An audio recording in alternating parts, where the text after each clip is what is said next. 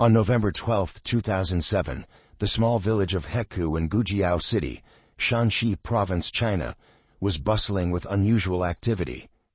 A long wedding procession of cars, rumbling with engine noise, was winding its way through the narrow village road.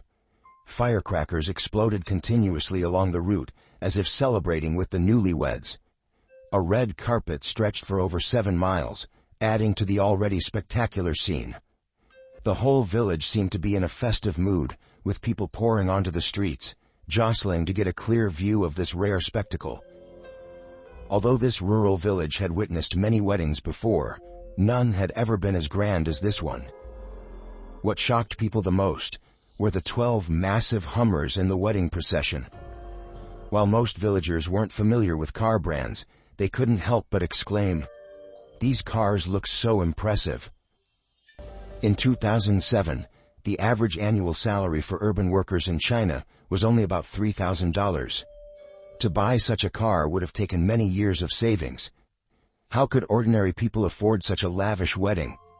It turned out this was the wedding of the son of Gujiao City's richest tycoon. Those few cars were just small indulgences. According to local residents, the wedding also invited many popular entertainment stars of the time, such as Zhang Daowei and Ah Bao, to perform. The total cost of the wedding exceeded $1.5 million. The extravagance of the wedding astonished both locals and people across the country. Everyone was exclaiming, "Is this really the world of the upper class?" The image of the 12 Hummers in the wedding procession quickly became one of the top 10 most attention-grabbing news stories nationwide. This wedding was truly flawless in terms of face and material wealth, causing a sensation throughout China. The main character of this wedding was Ku Jingyao, who was only 19 years old at the time. She was escorted by a convoy of 12 Hummers to marry the 20-year-old eldest son of Geng Jianping, the richest man in Gujiao City, Shanxi Province at that time.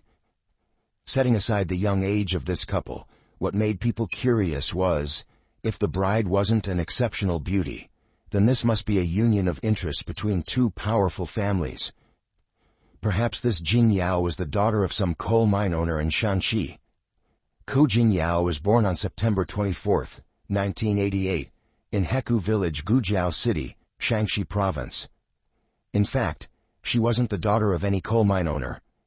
Her family was of modest means, relying on her father's income from his frequent work away from home. After Jingyao was born, her father returned to their hometown. With some education, he was hired as a teacher at a local middle school. Jingyao's father loved her dearly. Despite the family's limited finances, he always tried his best to fulfill her every wish.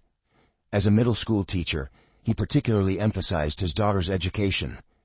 Raised with love and care from her father, Jingyao was a well-behaved and obedient child from a young age.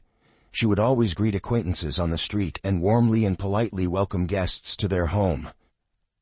She was the model of a good child, loved by all the neighbors. As time passed, Jingyao grew more beautiful.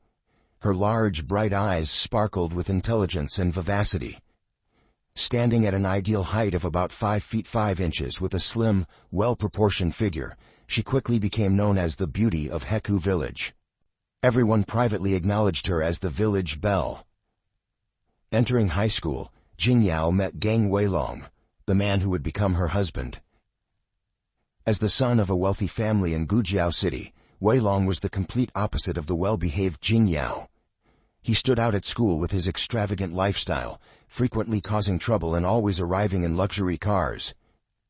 Jingyao's pure beauty quickly caught Weilong's attention. Although he usually showed little interest in studying, like many young men his age, he couldn't help but be attracted to a beautiful and self-reliant girl like Jingyao. Typically, a girl like Jingyao wouldn't fall into a romantic relationship so early. Perhaps it was because she had been a good girl for so long that she had suppressed her natural instincts, or maybe it was because opposites often attract. Whatever the reason, Jingyao also began to take notice of Weilong. And so, like water flowing downstream, they gradually grew closer. What was more surprising was that both families not only didn't interfere with this relationship, but showed enthusiastic support. In 2007, when Jingyao was just 19 years old, an age when she should have been engrossed in college studies. Both families had already begun discussing marriage plans. Many people would wonder, clearly Jin Yao came from an ordinary family with nothing particularly outstanding, so why was she so valued by her husband's family that they were willing to spend millions of dollars to welcome her as a bride? The two families chose November 12th as the wedding day. This date was decided by Geng Jianping himself, Jin Yao's father-in-law and the richest man in Gujiao City. At that time, Jianping was in the process of preparing to build a new factory, but things weren't going smoothly. Surprisingly, from the moment they set the wedding date with the Ko family, everything suddenly began to go incredibly well. Even more remarkably, on the very day Jin Yao and Wei Long officially became husband and wife, the new factory also had its grand opening, seeming like a good omen for future prosperity. Such a joyous occasion naturally called for a grand celebration. From then on, Jinping viewed Jin Yao as a lucky star for the family. Therefore, welcoming a lucky star into the family certainly had to be done with great pomp and circumstance. Moreover, Geng Jianping deliberately chose his newly built factory as the venue for the wedding ceremony. From Jin Yao's home to the wedding venue, the entire route was covered with red carpet, stretching for over 7 miles. Even the hills, trees, and railings along the bridal procession's path were decorated with red ribbons, lanterns, colorful lights, and pink tulle, creating a dazzling spectacle. The bridal convoy wasn't just limited to the 12 Hummers. The Hummers were merely supporting actors. Leading the procession were 2 intricately decorated dragon and phoenix-themed cars. Following the 12 Hummers were hundreds of Mercedes-Benz and BMW vehicles, forming a line so long that its end was out of sight. The wedding's master of ceremonies was a famous host from the local television station. The reception following the ceremony was equally lavish, with head chefs from the Jiangnan Culinary Group in Taiwan personally preparing the dishes. A team of professional staff served the guests, with a total of 160 banquet tables. According to village residents, the wedding guests were all wealthy or powerful figures, each arriving in luxury cars. The vehicles clogged the roads near the wedding venue, from small village lanes all the way to the town, creating an impressive line stretching for 4 to 5 miles. On this momentous day, Jianping wanted to spread the joy far and wide, so he arranged for an extended fireworks display. These fireworks weren't cheap, estimated to cost tens to hundreds of thousands of dollars. Nevertheless, a wedding costing millions of dollars was seen as excessively luxurious and wasteful. As a result, there was no shortage of criticism. In fact, under pressure from public opinion, the Gujiao city authorities even had to hold a special meeting to condemn such extravagance. However, as you might understand, Jianping, known as the richest man in the area, was naturally one of the biggest taxpayers. Who could do anything to him? The wealthy not only have money, but also wield considerable behind-the-scenes power, which is self-evident. The lavishness of the wedding showcased the wealth of the Geng family. At that time, the family's total assets likely exceeded $150 million. However, the methods used to amass this enormous fortune were far from as clean as the glittering exterior of the wedding suggested. Behind the veil of luxury and splendor lay a story riddled with shady dealings and illegal activities. Geng Jianping, this famous and influential tycoon, was originally just a poor boy from an ordinary farming family. Moreover, he was an adopted child, raised by his adoptive parents, who were actually his grandparents. That year, because his adoptive parents couldn't have children of their own, they adopted Jianping from his birth family. When asked about the reason for organizing such a grand wedding for his son, he frankly shared, "We were too poor when I was young. Now I just want my son to have a taste of luxury." Geng Jianping was the 4th child in his birth family, nicknamed Si Xin, which he later used to name his companies. Coming from a humble rural family, his life from childhood was marked by deprivation. His clothes were all hand-me-downs from adults, patched up. Daily meals were meager, often just watery soups. However, this harsh environment didn't make Jianping hard-working or patient. Instead, it made his restless heart even more unsettled. He dropped out of school in 2nd grade and spent his days loitering with other children. His daily life could be summed up as petty theft. Sometimes he would sneak into people's gardens to steal sweet potatoes or apples. Other times he would steal chickens to roast and eat. Over time, Jianping's daring increased. At 18, a bold idea came to him. His target this time was the steel from a metallurgical factory. He planned to steal it and sell it for cash.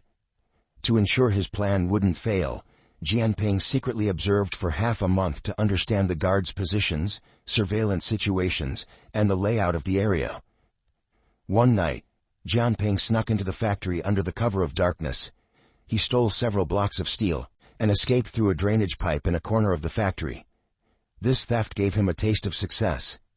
He thought, if I take a little each time, it will add up, and I won't get caught while making some pocket money. However, if you want others not to know, unless you don't do it yourself. After some time, when the factory manager was taking inventory, he discovered that a significant amount of steel was missing and reported it to the police. After investigation, the police identified Gang Jianping as the main culprit and immediately arrested him. Faced with police interrogation, he didn't try to hide anything and admitted to everything. He thought, stealing just a few blocks of steel isn't a big deal. If I confess voluntarily, I'll probably be detained for a few days and then released.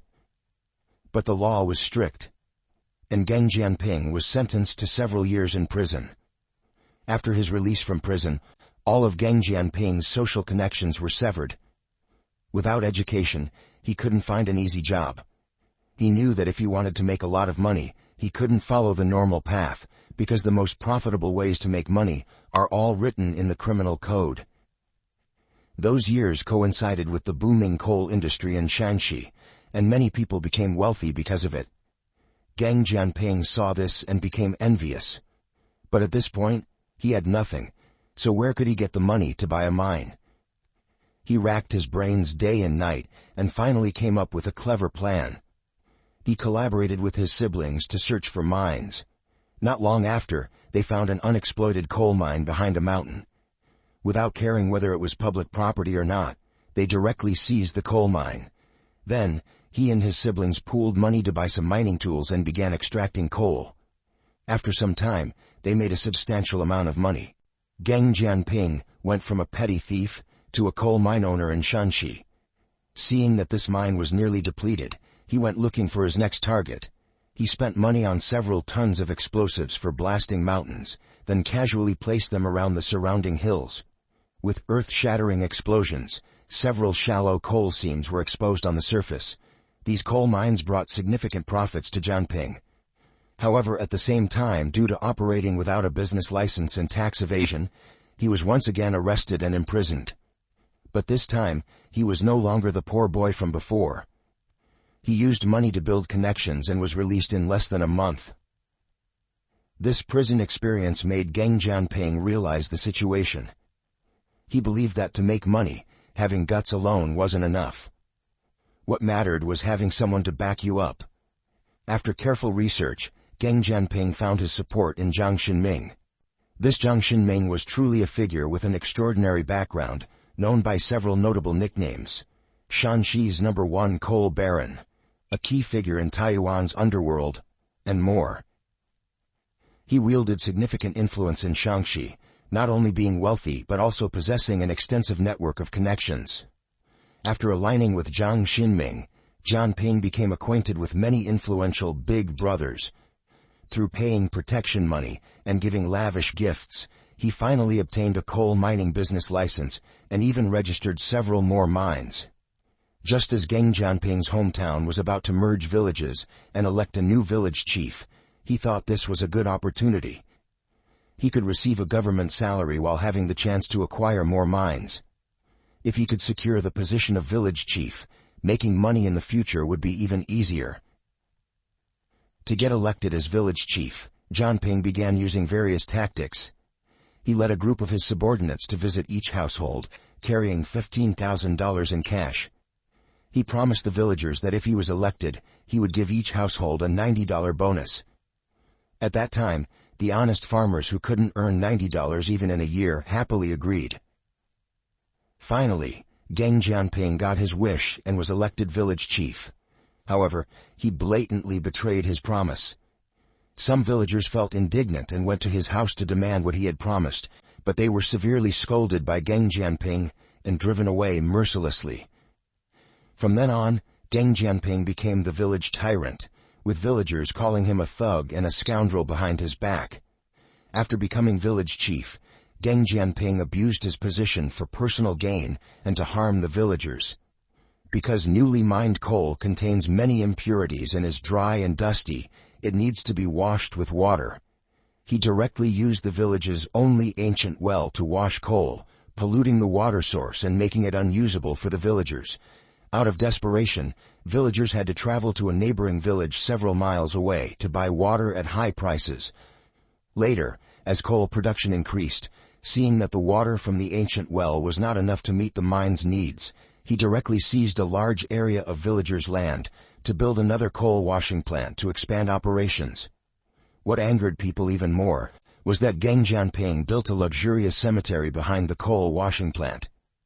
This was not only a cemetery he built for the Geng clan, but he also sold plots at high prices to local villagers. Taking land from the people and then selling it back to them at high prices for profit, Geng Jianping's behavior could be described as inhumane. Besides coal mines, he also targeted the transportation industry in Gujiao City. In 2007, a Mr. Ma in Gujiao City spent over $150,000 to buy 4 large buses, intending to use them for long-distance routes. Knowing that the profit from this business was very high, Geng Jianping wanted to monopolize it for himself. So he started using his connections to create difficulties in Mr. Ma's application for operating permits. Left with no choice, Mr. Ma had to give up. At this point, Geng Jianping approached Mr. Ma, using the excuse of recouping capital to buy back the buses at a low price. Mr. Ma, thinking he couldn't get the permits anyway, agreed. So Geng Jianping started hiring people to run long-distance routes. Sometime later, Mr. Ma saw that Geng Jianping had obtained permits and thought he could now apply for them too, so he bought 2 or 3 more buses to apply for permits. After obtaining the permits, Mr. Ma also started operating a passenger bus service. At this point, Geng Jianping believed Mr. Ma was deliberately competing with him, so he sent his men to beat Mr. Ma and damage his vehicles. This forced Mr. Ma to withdraw from the transportation industry. After that, Geng Jianping continued to act recklessly and do as he pleased. His crimes were truly unforgivable.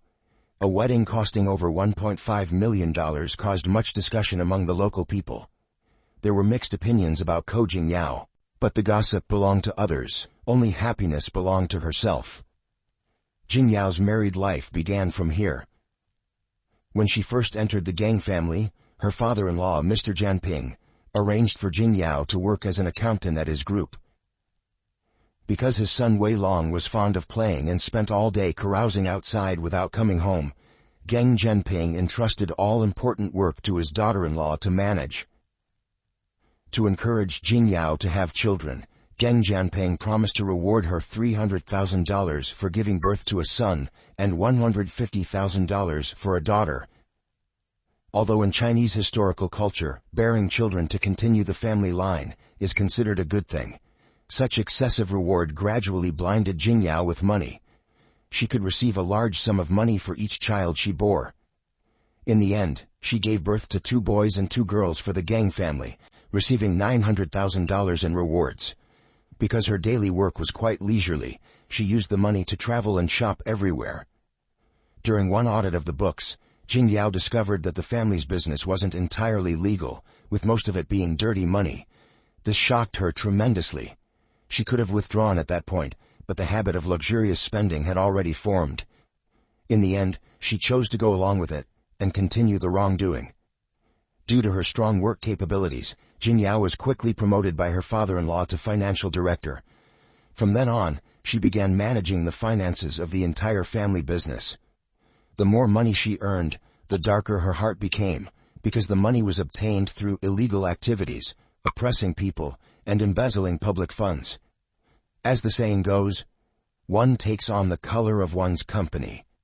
Jingyao, having been in this environment for a long time, was also influenced by violent behaviors, which affected her personality.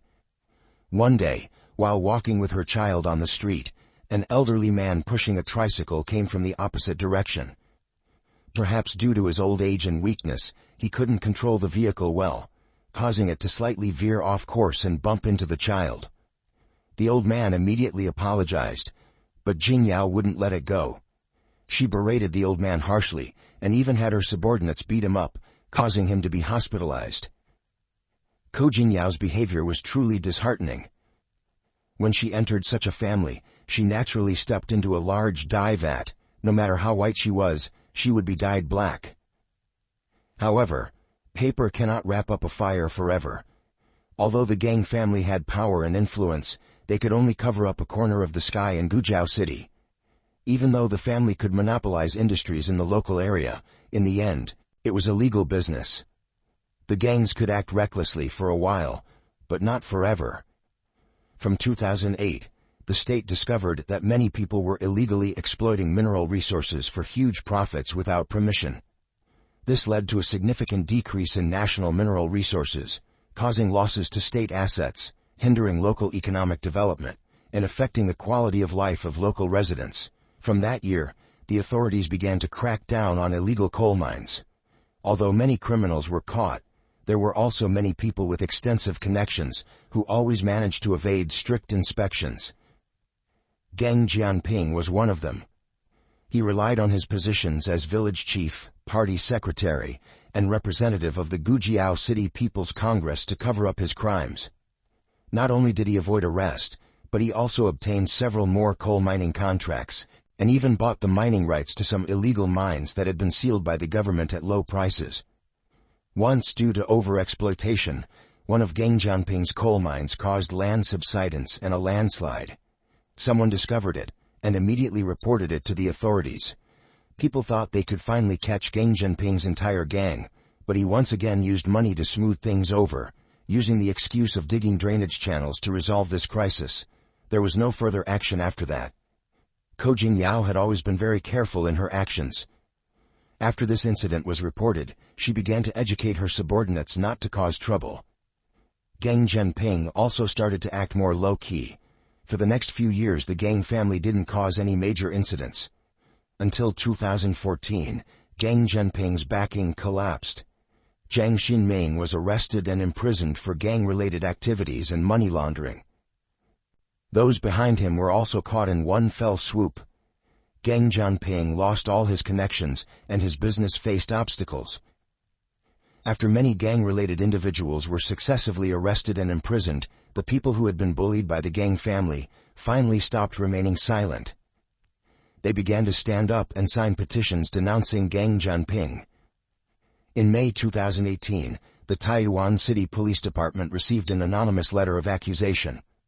The public accused Geng Xixin, i.e., Geng Jianping, a representative of the Gujiao City People's Congress, of violent behavior.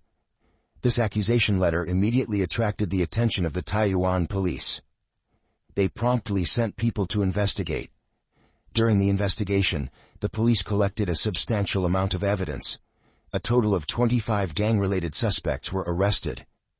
In this operation, the police solved over 130 serious cases including organizing, leading and participating in criminal gang organizations, illegal mining, illegal occupation of agricultural land, intimidation, and many other incidents. The business empire that the gang family had built since 1996 finally collapsed in this purge. After Geng Jianping and Geng Weilong were arrested, Ku Jingyao took a large sum of money and began to flee. The Ministry of Public Security directly put her on the Class A wanted list and offered a reward of $15,000 for her capture. This time, even if Ku Jingyao had wings, she could hardly escape. After some time of tracking and investigation, they finally discovered Ko Jingyao's whereabouts and promptly reported it. One day in 2019, after 8 hours of stakeout, the police finally spotted Ko Jingyao at a high-end apartment complex in Taiyuan City. They immediately arrested her and took her to the police station. When arrested, she was dressed fashionably, wearing Hermes slippers. Surprisingly, this once wealthy lady of Shanxi seemed very calm when arrested. She smiled, maintaining her elegance, as if she had enjoyed all the pleasures in the world and had nothing left to regret. At this point, 10 months had passed since her father-in-law Geng Jianping and husband Geng Weilong were arrested. Finally, on October 22, 2019, the Taiyuan City People's Court sentenced Geng Jianping to 25 years in prison. His son, Geng Weilong, was sentenced to 20 years in prison. Both had their personal assets confiscated. The remaining members of the criminal group were also sentenced to various punishments. As for Ko Jingyao, after her arrest, her case was to be handled separately. According to reports, among Geng Jianping's bus business income, the route from Gujiao to Taiyuan was controlled by Jingyao. Considering that sealing the buses would affect people's travel, the bus routes originally managed by Ko Jingyao would now be entrusted by the government to another transportation company for operation. After Geng Jianping's arrest, the coal washing plant at the entrance of the village ceased operations. The iron gate in front was damaged, and the plant area was full of stagnant water. The 4-story office building opposite was also empty. On the hillside, 2 large excavators of the Xishan Group were abandoned on an empty plot, surrounded by overgrown weeds. Slogans about cracking down on crime and eliminating evil could be seen everywhere in the village. Looking back at Ko Jingyao's entire story, one can't help but feel melancholic. From a beautiful 19-year-old girl, escorted by 12 Hummers to her wedding amidst everyone's admiration, to becoming a Class A wanted criminal, stepping into a police car wearing Hermes slippers. Her life was like a drama, full of unexpected turns. Ko Jingyao's story is a profound lesson on how money and power can change a person. It also reminds us that shortcuts to wealth and power often come with unforeseen prices to pay. No matter how difficult life may be, the path of integrity is always the most sustainable one. And that concludes our story for today. What are your thoughts on this tale? Please share your opinions in the comment section below. Thank you for watching, and don't forget to like, subscribe, and hit the notification bell to stay updated on our future videos. We'll see you in the next one. On a chilly early winter afternoon, a female student called her friend. They arranged to meet at the train station, but the girl never made it to their meeting point and lost contact with everyone. Where did she go, and what horrifying event happened to her? Well, today we will continue exploring one of Hong Kong's top 10 infamous cases. This story took place in Happy Valley, located in the southern part of Wan Chai district on Hong Kong Island.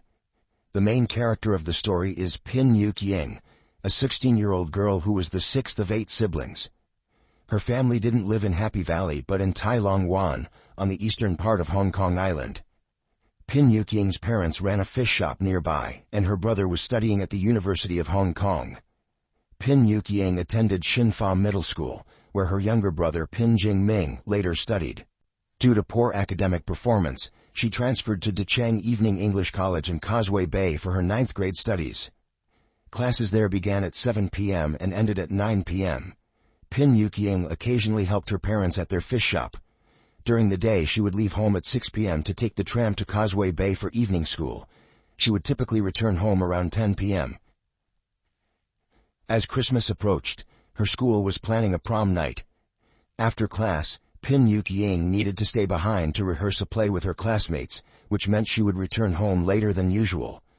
Monday, Pin Yuk Ying left home to attend her evening class, just like any other day. However, she never returned.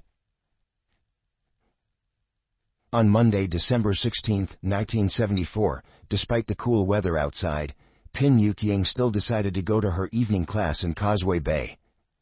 At 5 p.m., Pin Yuk Ying changed her clothes and left home. She left an hour earlier than usual. By 6 p.m., Pin Yuk Ying called her close friend Chen Bingbing, a former classmate from Shinfa School. The two were very close and often went to the movies and shopping together. Although Pin Yuk Ying had transferred schools, she stayed in touch with her old friends. This time Pin Yuk Ying called Chen Bingbing to ask her to return a pop music cassette tape that Chen had borrowed earlier. During the call they agreed to meet at the Happy Valley tram station in half an hour. Chen Bingbing lived on Sing Kwong Road in Happy Valley, which was very close to the tram station. By 6:30 p.m., Chen Bingbing arrived at the tram station with the cassette tape, But Pin Yuqing was nowhere to be seen. She waited there for a while, but by 7 p.m. Pin Yuqing still hadn't shown up. Since Pin Yuqing had a habit of canceling plans in the past, Chen Bingbing thought her friend probably wouldn't show up this time either, so she decided to head back home. That night, Pin Yuqing's parents were busy working at their fish shop until late. When they returned home, they were surprised to see that their daughter hadn't come back yet. Remembering that the school was rehearsing for a play, they called her classmates, but the response they received was unsettling. Pin Yuqing had not attended school that evening, nor had she participated in the play rehearsal. No one knew where she was. The night passed, and the next morning, a sanitation worker began his usual cleaning routine at the Happy Valley tram station. The station was located on Wang Nai Chang Road, surrounded by tall buildings and shops. The worker had to make sure the streets were clean before the businesses opened for the day. When the worker reached the front of a veterinary clinic at 212 and 213 Wang Nai Chang Road, he noticed a large cardboard box tied with rope placed in front of the clinic. The box was about 35 inches long and 24 inches wide. Finding it odd that such a large box was left in front of the clinic, the worker tried to push it, but it didn't move. Thinking it might belong to the clinic, he decided not to pay it much attention. By a little after 8 a.m., as the veterinary clinic was about to open, an employee arrived at the clinic. He also noticed the cardboard box, but since it didn't belong to the clinic and was blocking the entrance, it was causing an obstruction to their business. The employee tried to move the box but found it too heavy to lift on his own. He called a colleague for help, and together they carried the box to the side of the road, not too far from the clinic. 2 hours later, a police officer was patrolling Wang Nai Chang Road. When he approached the front of the veterinary clinic, he saw the cardboard box on the sidewalk, obstructing traffic. The officer asked around, but no one claimed ownership of it. He then used scissors to cut the rope and open the box. What he didn't expect was to find the naked body of a woman inside, wrapped in newspapers. Shocked by the discovery, the officer immediately used his radio to report the incident to the command center. Since it was rush hour, there were many people passing by. A curious crowd quickly gathered to see what was happening. Not long after, backup police units arrived at the scene. They cordoned off the area and began their investigation. Inside the box was the body of a young woman, completely nude, with her arms tightly curled around her body. The only items found in the box were a few old newspapers, and no clothing or personal belongings of the victim were discovered. Forensic experts found traces of copper fragments on the body, a piece of red adhesive tape in her hair, and some paint particles on her elbows. A small white piece of paper stuck to her elbow had 2 words written on it: "Due to damage." It was possible that the victim had been in a repair shop for electrical appliances before her death. Police also found some fabric fibers under the victim's fingernails, possibly from contact with the perpetrator's clothing. The box containing the woman's body was 35 inches long, 24 inches wide, and 24 inches high. It had originally been used to store a Hitachi television. There were several fingerprints left on the box, but all the individuals linked to those prints were cleared of suspicion. The autopsy revealed that the victim had numerous bruises on her body, suggesting she may have been tortured before death, but there were no signs of sexual assault. Her breasts were removed post-mortem, and her pubic hair had been burned with a hot object. Based on the food remnants found in her stomach, it was determined that the victim had eaten within 3 hours prior to her death. According to the findings, the victim had been placed inside the box approximately 12 hours after she died. The cause of death was asphyxiation due to manual strangulation with the perpetrator's right hand. The estimated time of death was between 6 p.m. on December 16th and the early hours of the following morning. The police checked the recent missing persons reports but found no matches. They then released images and information about the victim to the media, hoping the public could provide clues. Meanwhile, Pin Yuqing's family was desperately searching for her. By chance, they came across news of the girl in the box case in the newspaper. Seeing the victim's portrait, they noticed a striking resemblance to Pin Yuqing, and feared the worst. 2 days after Pin Yuqing disappeared, her family went to the police station to identify the body. The victim in the cardboard box was quickly confirmed to be 16-year-old Pin Yuqing. Once the victim's identity was confirmed, the Hong Kong police immediately set up a special task force, led by the famous detective known for his bald head. Investigators began tracing Pin Yuking's movements before her death, starting by questioning her younger brother, who was the last person to speak with her, and her classmate Chen Bingbing.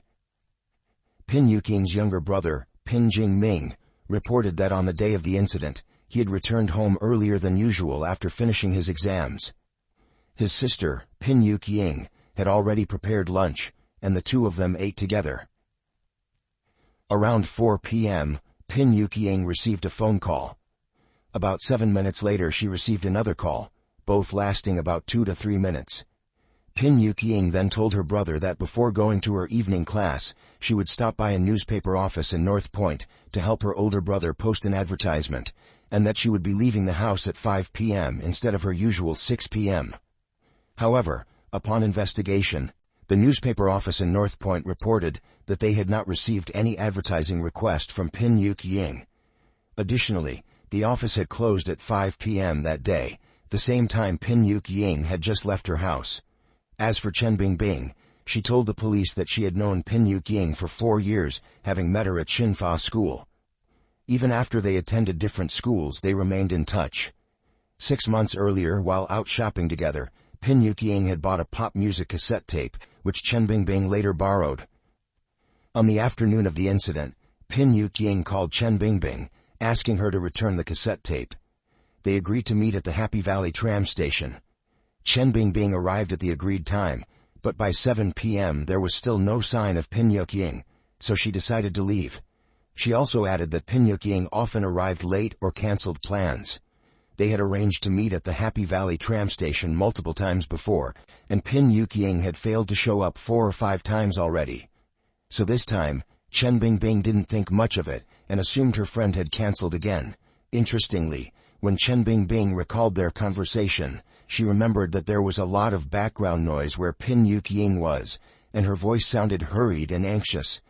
Sensing that her friend was in a rush, Chen Bingbing quickly grabbed the cassette tape and headed to the tram station, never imagining that something terrible would happen to Pin Yuqing.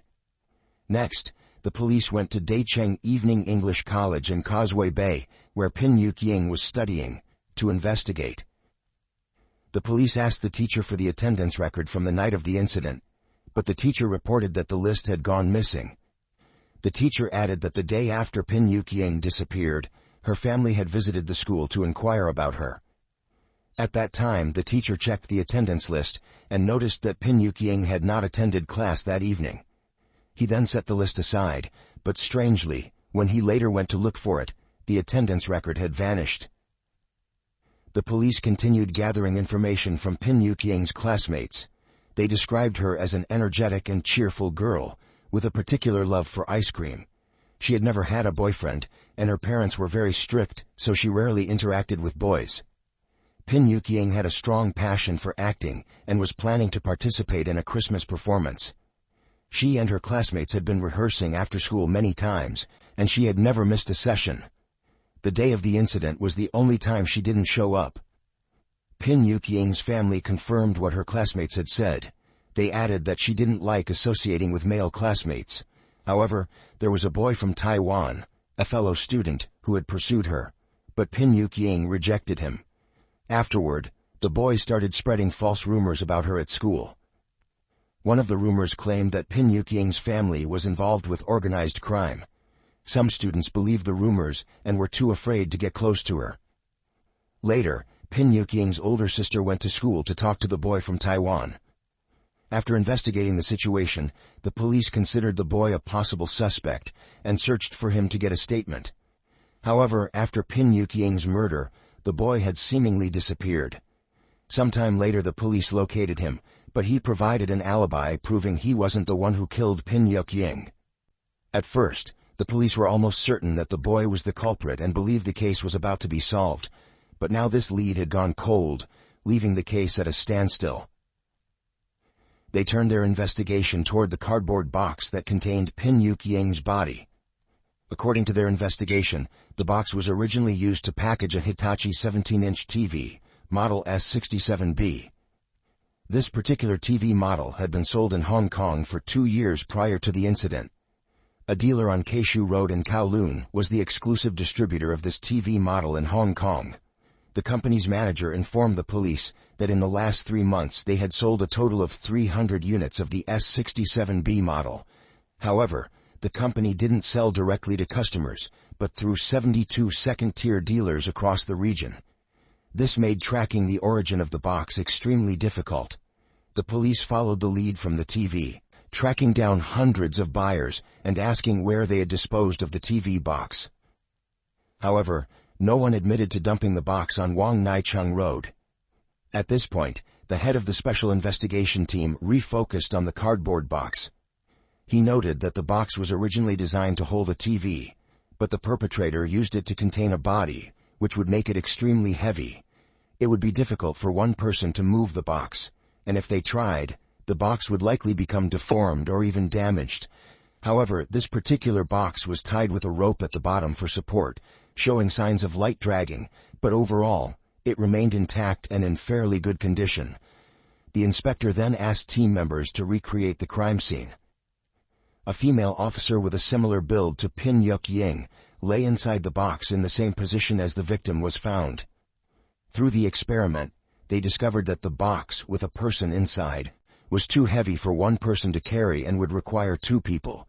However, if 2 people were to lift it, the box would become significantly deformed during the process and could not be moved a long distance. So, how did the perpetrator manage to transport the box with the body to Wong Nai Chung Road? To clarify this, the police examined 50 popular car models on the market at the time. The results showed that neither the back seats nor the trunks of any of these vehicles could fit the 17-inch TV box. It's possible that the perpetrator used a truck to transport the box to Wong Nai Chung Road, but the police thought this was unlikely. Happy Valley is a densely populated area, and a truck would attract attention. Additionally, unloading items from a truck would raise suspicion. However, there were no reports of any suspicious trucks seen in the area on the day of the incident. Furthermore, if the perpetrator had used a truck, they could have easily transported the box to a remote area outside the city, making it harder to detect. After further consideration, the bald-headed inspector suddenly had an idea.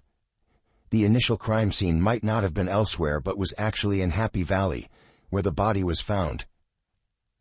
In combination with the discovery of copper fragments on the victim's body, investigators conducted a thorough search of all factories and electrical repair workshops in the Happy Valley area. They also interviewed nearly 750 electricians. However, they did not uncover any suspicious leads. As time passed, it was nearing the end of December, about 20 days after the crime. While conducting field investigations, a police officer accidentally stumbled upon an important clue. He noticed a large number of technical devices and cardboard boxes in the attic of an ice cream shop, resembling a small workshop. The ice cream shop, named An Mei, was not only located on Wong Nai Chung Road in Happy Valley, but it was also right next to the veterinary clinic where Pin Yuk Ying's body was found. Remembering that Pin Yuk Ying's classmate had mentioned she loved ice cream, the officer had a hunch that there might be something suspicious about this ice cream shop. He immediately reported his findings and suspicions to his superiors. 2 weeks after the incident, the police obtained a search warrant and went to Anmei Ice Cream Shop to investigate. The shop was primarily divided into 3 areas: the front section where ice cream was sold to customers, the back area used for repairing vending machines, and the attic where tools and miscellaneous items were stored. There was also a phone line installed in the attic. Upon careful inspection, the police found copper wires, red adhesive tape, paint, cardboard boxes, newspapers, a welding machine, and other items in the attic. These items were in some way connected to Pin Yuk Ying. The manager of Anmei Ice Cream Shop stated that the items stored in the attic were mainly used to repair the shop's vending machines. The newspapers were purchased by the shop, and after everyone finished reading them, they were stacked neatly and periodically collected for recycling. While there were cardboard boxes in the attic, they were all small boxes, and none were large enough to fit a TV. The manager then provided the police with the employee shift schedule for the night of the crime. According to the schedule, the only employee working that evening was a man named Ao Young Ping Kong. During the police search, Ao Young appeared visibly anxious and tense, his facial muscles twitching. From the moment they entered the shop, the sharp-eyed officers had taken note of his behavior and quietly observed him. Their instincts told them they were onto something this time. The next day the police brought Ao Young in for questioning. During the interrogation, the police used various coercive tactics such as pouring soda into his nose and brutally beating him. However, Ao Young Ping Kong maintained that he did not know Pin Yuk Ying and could not have killed her. Since there was no additional evidence, the police were forced to release him. The forensics team conducted an analysis of the evidence collected from the ice cream shop. The results showed that the copper fragments, paint, and red adhesive tape were the same types as those found on the victim's body. The newspaper from the ice cream shop was also the same issue used to wrap the body. The small white note with the words, "Due to damage," found on the victim's elbow, matched a note with the words, "Repaired," found in the attic. The police then searched the home of the suspect, Ao Young Ping Kong, and confiscated 3 sets of clothing. The forensic results confirmed that the fabric fibers found under Pin Yuk Ying's nails matched Ao Young's suit. Additionally, 2 green wool fibers of unknown origin, found on his suit, matched the green wool fibers found on Pin Yuk Ying's body. Based on the evidence gathered, the police developed a theory. On the afternoon of the crime, after leaving her home, Pin Yuk Ying went to the newspaper office in North Point to help her brother place an advertisement. When she arrived, she found the office was closed, so she left and was preparing to head to her evening school. With extra time on her hands, Pin Yuk Ying wandered the streets alone. When she reached Wang Nai Chung Road, she noticed an ice cream shop called An Mei. Since she loved ice cream, she decided to stop in. After buying her ice cream, Pin Yuk Ying suddenly remembered that her close friend Chen Bingbing lived nearby, also in the Happy Valley area. That evening, Ao Young Ping Kong was working at An Mei ice cream shop. Pin Yuk Ying asked if there was a phone in the shop. Ao Young Ping Kong led her upstairs to the attic to make the call. The phone call that Pin Yuk Ying made to her friend Chen Bingbing was from An Mei ice cream shop. At that time, no one else was in the shop, and Ao Young began harboring ill intentions. Pin Yuk Ying fought back fiercely and tried to escape. Ao Young then strangled her from behind with his right hand. Due to excessive force, Pin Yuk Ying was strangled to death. Realizing he had committed a crime, but still needing to attend to customers since the shop was open, Ao Young hid the body in the attic and continued to serve customers. Once the shop closed, he locked the front door and returned to the attic. He undressed Pin Yuk Ying, burned her pubic hair with a hot object, and cut off her breasts in an attempt to mislead the police, making them think the murderer was a psychopath or mentally unstable. He then found a large cardboard TV box nearby and stuffed Pin Yuk Ying's body inside. Since the box was too heavy and dragging it would leave marks on the bottom, Ao Young decided to dump it in front of the veterinary clinic next door. He thought, "The most dangerous place is the safest place." This tactic was indeed clever. Initially the police had no suspicion that the killer was right in front of them. However, Ao Young left too many clues behind and ultimately could not escape justice. The suspect, Ao Young Ping Kong, 28 years old, lived in Saiwan, Hong Kong. He worked as an office clerk at a factory on Wangdong Road. Both of his parents had passed away, and his financial situation was not well off. Ao Young Ping Kyung met his wife, Zhang Jinfeng, in 1972, 2 years before the crime took place. After a year of dating, the two got married. Their relationship was strong, and they had a daughter. In the year of the crime, his wife was pregnant with their second child, a son. To earn extra income to cover living expenses, Ao Young Ping Kong started working part-time in the evenings at An Mei ice cream shop, 4 months before the crime. According to the shop's policy, employees were allowed 1 day off per week, but in order to make more money, Ao Young worked even on his days off. Ao Young's life was quite busy. Every day he would work at the factory in Kwintong starting at 8 a.m. After finishing his shift at 5 p.m., he would head straight to An Mei ice cream shop, usually arriving around 5:40 p.m. At this time, the daytime staff were still finishing their shifts. Ao Young's shift was from 6 p.m. to 10 p.m., but because there was a lot of work at the ice cream shop, he typically didn't return home until 11 p.m. Sometimes his wife would prepare dinner for him, and other times, the couple would go out to eat together. The police interviewed Ao Young's wife, who confirmed that her husband came home around 11 p.m. as usual, and didn't show any unusual behavior. That night, they stayed in and didn't go out. She described her husband as a hard-working man with ambition. The neighbors also said that Ao Young was polite and soft-spoken, always greeting people courteously. The police then returned to Anmei ice cream shop to continue their investigation. According to the timekeeping records from the day of the crime, Ao Young arrived at the shop at 5:40 p.m. and finished his shift at 10:30 p.m., just like on any other day. The ice cream shop's manager explained that to enter the shop, one must pass through 3 doors. The outermost door was a rolling metal gate, followed by a smaller door only wide enough for one person, and the innermost door was made of wood. The ice cream shop had a total of 16 employees, but only 3 people had keys to all 3 doors, including Ao Young. On January 3, 1975, 3 months after the crime, Ao Young was officially arrested on suspicion of murder. 6 months later, Ao Young Pin Kong's trial began at the Hong Kong High Court. The jury consisted of 5 men and 2 women. Throughout the trial, Ao Young maintained his innocence and denied all charges. At the trial, the prosecution presented over 200 pieces of evidence. They argued that the proximity of Anmei ice cream shop to the veterinary clinic was ideal for the perpetrator to commit the crime and dispose of the body. Additionally, the fibers found under the victim's nails matched the fibers on Ao Young's suit. Identical green wool fibers were found on Pin Yuqing's body, at Anmei ice cream shop, and in Ao Young's home.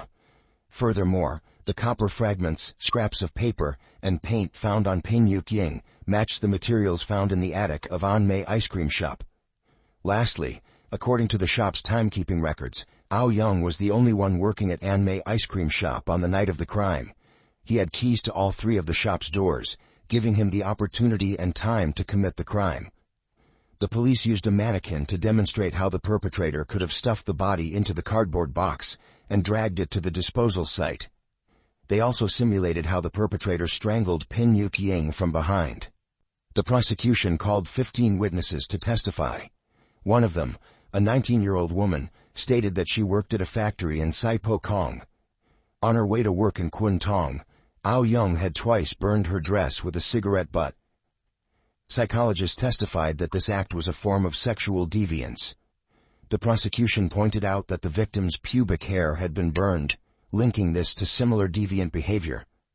Ao Young's defense maintained his innocence. His lawyer argued that Ao Young and his wife had a loving relationship. He had a stable job, and he didn't know Pin Yuqing, so there was no clear motive for the murder. Furthermore, out of the 269 fibers found on Pin Yuqing's body, only 7 matched the suit Ao Young wore to work. Additionally, the medical examiner initially concluded that Pin Yuqing's time of death was between 9 p.m. and midnight on the night of the crime, but later changed it to between 6 p.m. and midnight. This raised suspicions of a deliberate alteration of the time of death to match Ao Young's work schedule. Lastly, no fingerprints found on the cardboard box matched Ao Young's. The disappearance of the class attendance sheet and the 2 phone calls Pin Yuqing received before she went missing were also suspicious. Yet the police had not fully investigated these aspects.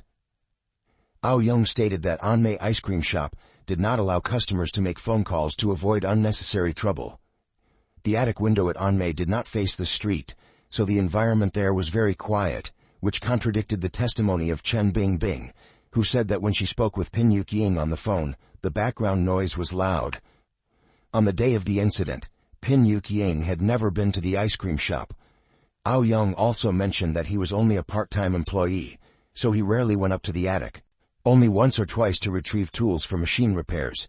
He had never used the welding machine, so he couldn't have used it to burn the victim's pubic hair. The work at the ice cream shop was very busy, and Ao Young had to handle multiple tasks by himself, such as serving customers, handling payments, cleaning the shop, etc. He usually didn't finish his shift until after 10 p.m. He claimed he had no time to search for a cardboard box or dispose of the body.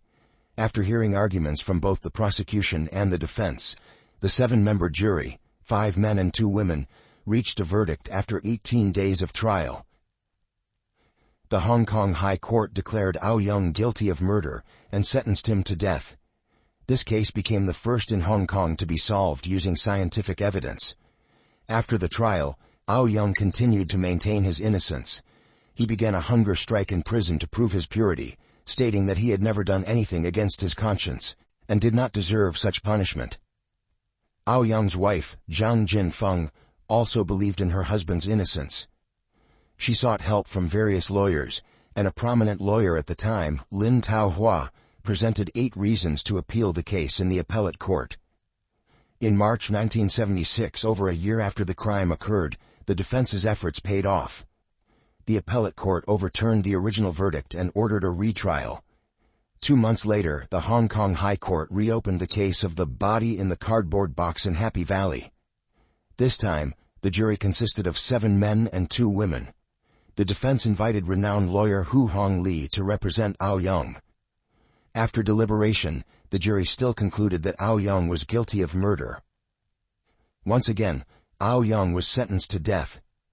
He appealed to both the Court of Appeal and the Privy Council in the United Kingdom, but his appeals were rejected, and the death sentence was upheld. In 1977, more than 2 years after the crime, after considering opinions from various parties, Hong Kong Governor MacLehose decided to grant clemency, commuting Ao Young Ping Kung's death sentence to life imprisonment. By 1981, 7 years after the crime, Ao Young had served 6 years in prison. During his imprisonment, he displayed exemplary behavior, even teaching Braille to blind inmates and becoming a model prisoner. However, multiple requests for clemency were denied on the grounds that Ao Young had not shown genuine remorse. In reality, Ao Young wasn't without regret. He simply continued to insist that he had not killed Pin Yuk Ying. That same year, Zhang Jinfeng filed for divorce from Ao Young. She took their daughter, and the 2 of them lived together, relying on each other. In 1990, 16 years after the crime, Ao Young finally admitted to killing Pin Yuk Ying and recounted the details of the crime. In 2002, 28 years after the crime, Ao Young was granted clemency and released from prison. After his release, in an interview with the media, Ao Young maintained that he was innocent and had not committed the murder. He claimed that his confession in prison was made under duress, as it was the only way people would believe he had truly repented, giving him a chance to be released. Regarding the body in the cardboard box in Happy Valley case, some believe that Ao Young had no motive to kill. There were no eyewitnesses, and no fingerprints linked him to the crime. These pieces of evidence, they argue, were insufficient to convict him, and it's entirely possible that Ao Young was wrongfully convicted. However, others argue that while there was no strong direct evidence, the accumulation of circumstantial evidence formed a closed loop that was unlikely to be mere coincidence. They believe Ao Young was indeed responsible for Pin Yuk Ying's death. After nearly 35 years in prison, Ao Young Ping Kung changed his name and started a new life. As for the truth of the case from all those years ago, perhaps only he knows the full story. The case closed with many unresolved mysteries, leaving the people of Hong Kong in shock and with a lingering sense of unease. Whatever the truth may be, there are those who believe that somewhere, in a hidden corner of the city, the spirit of the young schoolgirl still wanders, waiting for answers and true peace. This concludes today's video. See you in the next one. Goodbye.